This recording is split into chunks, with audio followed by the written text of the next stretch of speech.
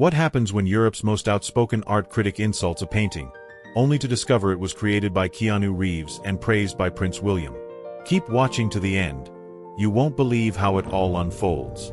The rain had just stopped when the guests began arriving at the east wing of Windsor Castle. The cobbled driveway shimmered beneath the soft glow of the evening light.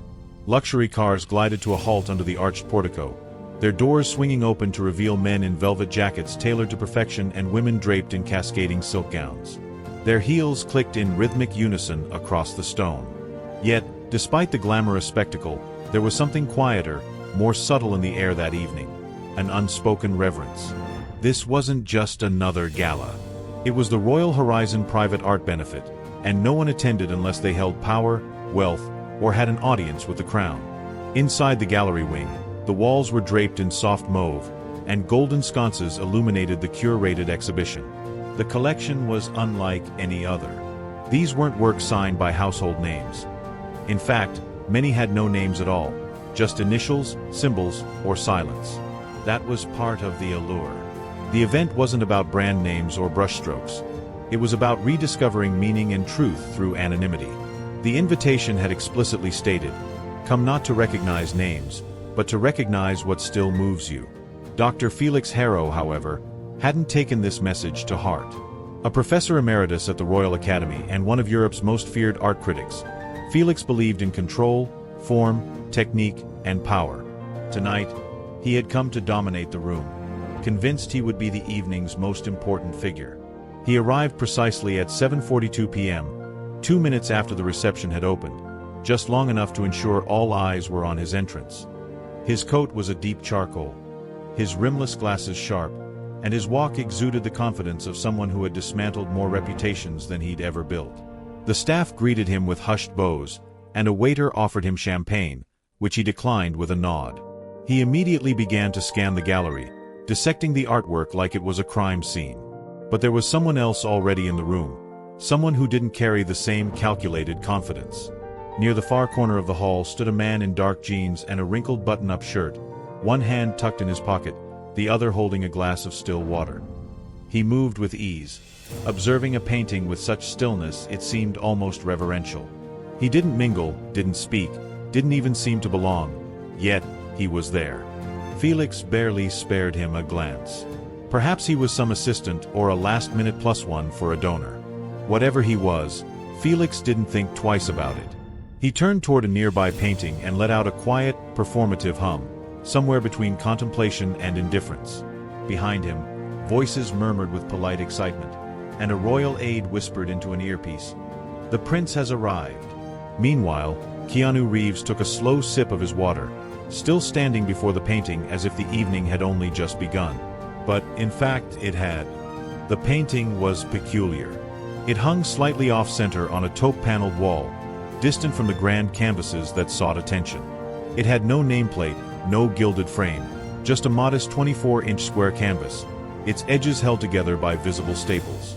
The brushstrokes were bold yet imprecise, swirling dark indigo, crimson, and raw sienna, with what appeared to be burn marks in the bottom right corner, barely noticeable unless one was looking closely. The painting bore only two simple initials, KR. Most guests had passed it by with a distracted glance. Too small, too raw, too out of place amidst the polished Monet tributes and Baroque modernism. But Keanu had stopped in front of it, not to analyze, but to absorb. There was a quiet reverence in the way he tilted his head slightly, eyes narrowing, not in critique, but in connection. That's when Dr. Felix Harrow, ever the critic, stepped in. He approached the painting with a practiced air of a seasoned assassin. Letting out a low, amused hum, he spoke aloud, though not directly to anyone, yet loud enough for the nearby guests to hear. "Well," Felix said, "every event has one of these, doesn't it?" Keanu didn't look away from the painting. Felix stepped closer, hands clasped behind his back. A brave attempt at abstraction. "Very emotional," he murmured, squinting at the burn marks. "How avant-garde." He leaned in further. "I suppose someone mistook trauma for technique." The guests closest to them turned their heads, drawn in by Felix's performance. Keanu, finally glancing over at the man beside him, spoke softly, his voice calm and measured. Sometimes, trauma is the technique.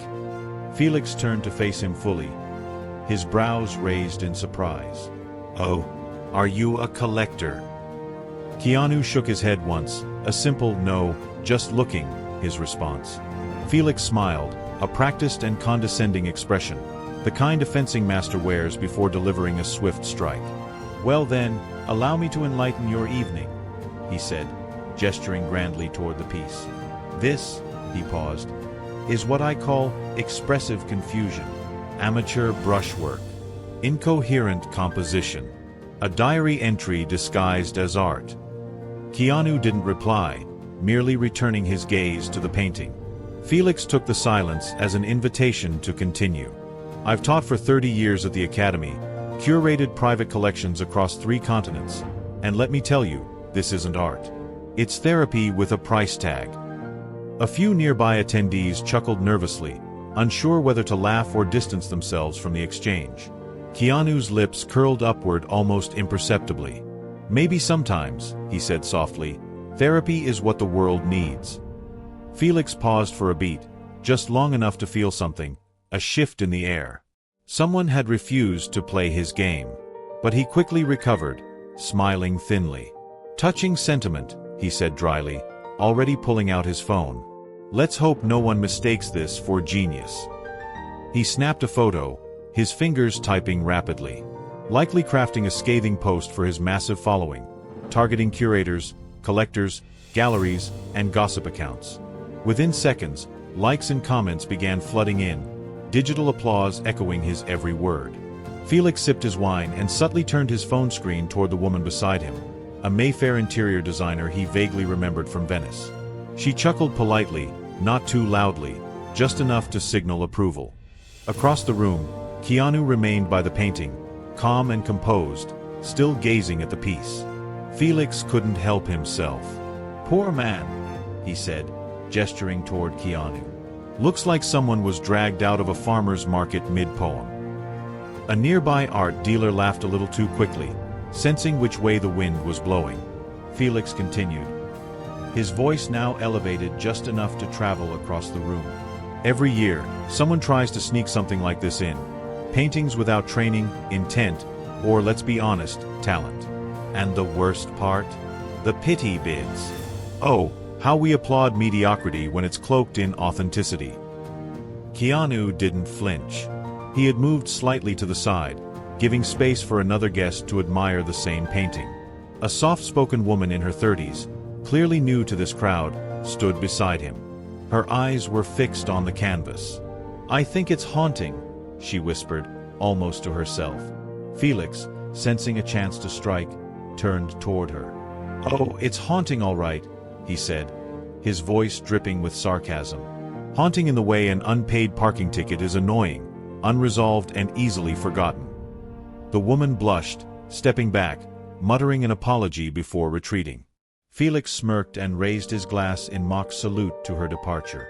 Keanu, still calm and silent, observed all of this, never intervening, never correcting. He simply existed. And that silence, it unnerved Felix more than he cared to admit. "You know," Felix said, turning back to Keanu, "if you're going to defend this, at least have the courage to say you painted it." Keanu looked at him, his gaze unblinking and steady. "I don't need to defend it," he said quietly. "Some things don't ask for permission to exist." But among the clamor, one comment stood out, a quiet warning. "Careful, Felix. Not every canvas is yours to judge." He stared at it for a moment, brow furrowing, then dismissed it with a scoff. The night was still young, and for now, he was still the loudest voice in the room. Felix Harrow moved through the gallery like a maestro in his element, hands clasped behind his back, chin lifted, his very presence orchestrating glances and whispers with every step. He paused now and then, offering quick comments, part critique, part performance. A brushstroke dismissed here, a composition corrected in theory there, a color palette declared exhausted. Wherever he went, a polite orbit formed around him, designers, diplomats, dilettantes, laughing too lightly, nodding too quickly. Yet the man in the wrinkled button-up shirt remained an anomaly, a quiet contradiction to Felix's theatrical presence. He had moved to the far end of the gallery now, away from the spotlight and the echo chamber. There, he stood before a minimalist sculpture. 3 rusted iron beams, balanced against one another like fallen trees after a storm. Most had passed it by without a second glance, but the stranger studied it with the same quiet attention he'd given the painting earlier. No analysis, just pure noticing. Felix caught sight of him again and frowned. There was something about the man's stillness that irritated him. Not defiance, not confidence, but presence. And Felix didn't think it was earned. It wasn't deserved. Not in those clothes, not with those shoes, not with that relaxed posture. Too unconcerned, too certain that he didn't have to prove anything. A young attendee leaned toward Felix. "That man, do you know who he is?" "He's been here since the doors opened." Felix didn't even look. "I imagine he wandered in with the catering staff." The young man chuckled. "No, he has a guest tag. Same gold badge as the royal patrons." Felix raised an eyebrow. Then the vetting process is clearly slipping. Across the room, Keanu Reeves sipped his water again, his eyes thoughtfully scanning the next piece, an ink drawing on torn paper. He made no move to photograph it, didn't reach for his phone. He simply stood in front of it for a long while, as though trying to understand something only the drawing could explain. Several guests began to notice him now, not out of curiosity, but out of uncertainty. The more he stayed silent, the more whispers swirled. Was he an eccentric billionaire? An obscure collector? A performance artist in disguise? His face was familiar to some, but only faintly, like a memory glimpsed through a screen. A couple glanced at him, then at each other. One woman pulled out her phone, her brow furrowed. Felix, pretending not to notice, took another sip of wine and loudly gestured toward the sculpture the stranger had just studied. "Looks like a scrap heap from a steel factory," he declared. A ripple of forced laughter followed, but no one seemed quite as amused as before. Keanu had already moved on, pausing briefly to speak with a volunteer near the back, an older woman holding a tray of name tags. She smiled warmly at him, whatever he said making her laugh. Felix watched from across the room, his wine glass trembling slightly in his hand.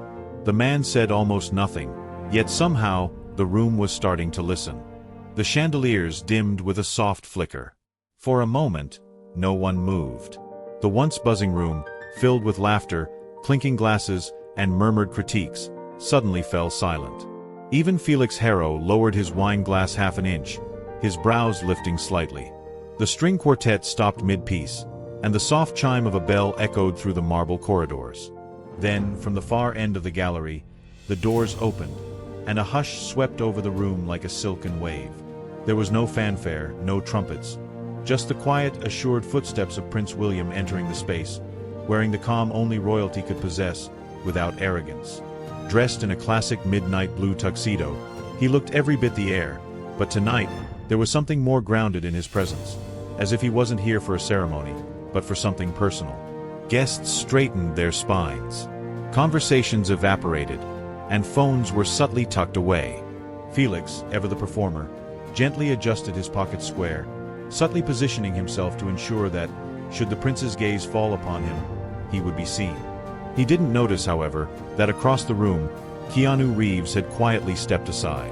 His posture remained relaxed but respectful, his expression unreadable. The prince made his way to a small platform near the center of the room, just beneath the skylight, where the last of the twilight brushed gold across the gallery walls. A soft spotlight bathed him in warmth as he approached the microphone. He smiled. "Good evening," he said, and even that simple greeting was enough to draw a few sighs of admiration. "Thank you all for being here tonight, not just to admire the art, but to support the heart behind it." Polite applause followed. Felix joined in, clapping just loud enough to be heard, just long enough to be seen. William continued, "The Royal Horizon Foundation has always believed that art is more than expression, it's action. And tonight, your presence, your generosity, has made that belief real." Another round of applause, stronger this time. Felix leaned toward a woman beside him and whispered, "Now we wait for the big donor name drop. That's when the real theater begins." But the prince didn't announce any names. Not yet. Instead, he smiled again, this time softer. "There is someone here tonight," he said, "whose presence many of you may not have noticed. Someone who didn't walk in with flashing cameras or designer suits. Someone who asked for no spotlight, yet whose contributions have quietly transformed this entire initiative." A murmur spread through the crowd. Felix blinked. The prince's tone shifted, slightly reverent now. He came not to impress, but to invest. In schools, in families, in futures. "And now, I'd like to personally thank the artist behind several of tonight's most powerful pieces, and one of the largest private donors to our cause, Mr. Keanu Reeves." Silence. Then gasps. Then, in an instant, the room erupted. Heads turned, jaws dropped, and Felix Harrow, for the first time that evening, had absolutely nothing to say. It was as if the name had landed like a thunderclap in a cathedral. Keanu Reeves. Not whispered. Not rumored. Spoken aloud. Confirmed by royalty. And then, like a wave pulling back before it crashes, the silence shattered. Chairs shifted. Phones were discreetly pulled from pockets. Some gasped. Others whispered. Eyes darted in every direction, searching. Where was he? Then someone pointed. A subtle lift of the chin. All eyes turned toward the far end of the gallery. Keanu had not stepped forward. He had not raised a hand. He had not smiled for recognition. He simply stood where he had been all evening, next to the sculpture Felix had dismissed, one hand still holding his glass of water. When he did move, it was with the same unhurried grace that had defined him all night. No rush, no drama, just presence. He gave the prince a small nod, humble and grounded, and slowly began walking toward the front of the room. Applause broke out before he was halfway there, polite at first, then heavier, louder. It grew into something thunderous, the sound of realization, the sound of faces falling, and reputations cracking. Felix Harrow sat frozen. He didn't clap. He couldn't. His mind reeled, flashing back to every word he'd said in the last hour, every smirk, every insult, every arrogant jab. The painting. The post. A woman beside him leaned in, almost giddy. "Did you know it was him?" Felix couldn't even find the words to respond. Keanu reached the small platform, and Prince William extended his hand. The two men shook hands, exchanging a few quiet words. Their smiles were warm and familiar, like old collaborators, rather than two strangers meeting for the first time. The prince turned back to the crowd. "Keanu has asked not to speak tonight, which is very much in character," William continued. "But I believe his work on canvas, and in the world, has already said more than enough." Another wave of applause swept through the room. Keanu offered a simple nod of gratitude, not dramatic, not self-important, just genuine. Then, without any fuss, he stepped down from the stage and returned to where he had stood before, not to bask in attention, but to disappear back into the quiet. And just like that, the room followed him. The guests who had been hanging on Felix's every word moments earlier now turned their backs. Murmurs of admiration rippled toward Keanu. No longer were the smiles directed at the critic. Conversations shifted, reassembled, but this time around someone else. Felix felt the attention slipping from his shoulders, like a coat someone had tugged away. He glanced at his phone. The post he had made mocking the painting now had hundreds of comments. But this time, the responses weren't applause. They were calling him out. He set the phone down. For the first time in decades, Felix Harrow had become the one everyone was quietly judging. Felix didn't remember sitting down, but somehow he was back in his chair, shoulders squared, jaw tight, hands clasped in a practiced pose of indifference. The glass of wine in front of him remained untouched. It wasn't trembling, but it wanted to. Around him, the current had changed. Conversations still happened, but they no longer orbited around him.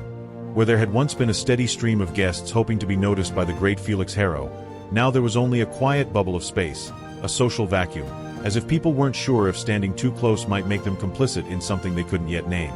Across the gallery, Keanu Reeves was surrounded. Not by a crowd, but by something subtler, warmth, respect, a kind of gravitational pull that came not from performance, but from presence. He wasn't holding court, posing for pictures, or even speaking much. He simply nodded when spoken to, listening with a gentle intensity that made people lean in, made them feel heard. One woman handed him a program for a signature. He politely declined, instead offering a soft thank you and gesturing toward the artwork as if to say, "That's the signature that matters." Felix watched all of it through the veil of his own disbelief. He could hear the murmurs now, drifting on the edges of the room like smoke. He was here the whole time. I didn't even realize it was him. Did you see that painting, the one he made? Felix had called it a disaster piece. The thought of it still made his stomach turn. Someone behind him laughed too loudly. Felix glanced over his shoulder to see a pair of young critics from an online art blog, whispering while staring at their phones. His name had become a headline, a punchline. His commentary was being dissected, replayed, screenshotted, and quoted back with biting sarcasm. He looked down at his phone again. Wow. Felix really missed the mark. Therapy on canvas? More like humility in a frame. Turns out, silence was louder than all his reviews combined.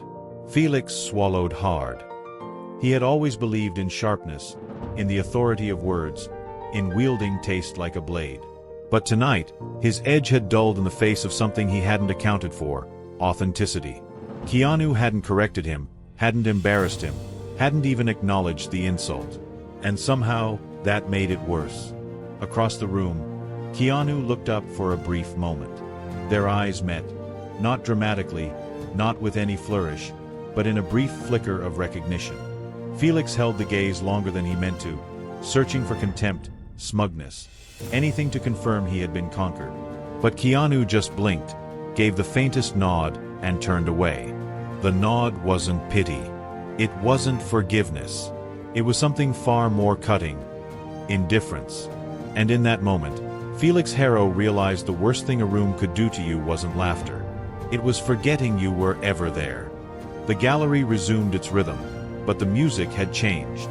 The quartet played again, soft, unobtrusive, like a memory trying not to fade. Waiters moved between clusters of guests, offering champagne and canapes with delicate precision. People laughed gently, cautiously. Conversations returned, but now they flowed around a different center. Where Felix Harrow once stood as the axis of critique, the room had quietly tilted.